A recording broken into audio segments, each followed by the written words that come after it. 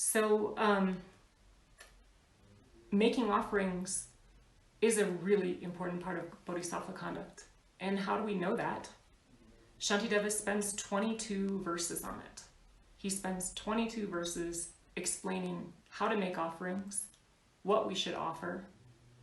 The verses are very poetic and beautiful.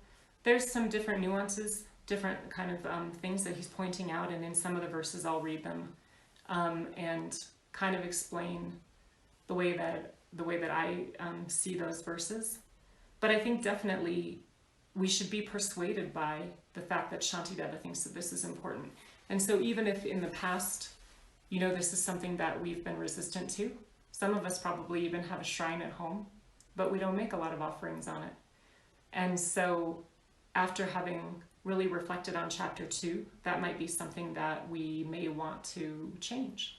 Or, there's a lot of different times that we make offerings in an ordinary day.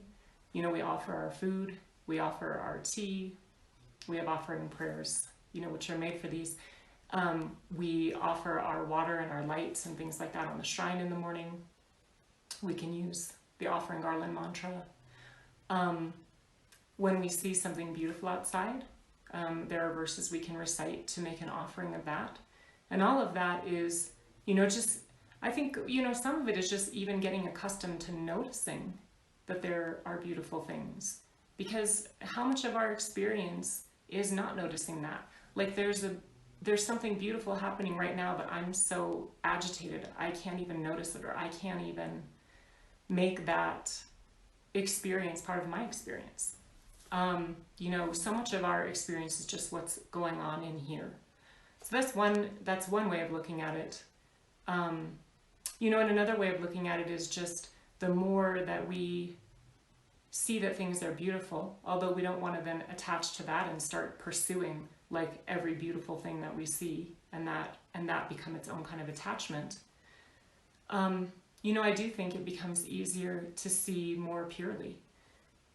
We just grow less accustomed to seeing things in a negative light and more accustomed to seeing, kind of the positive or the beautiful side of things. And, there's always that. There's always, if there's a negative side, there's always a positive side until we become realized beings.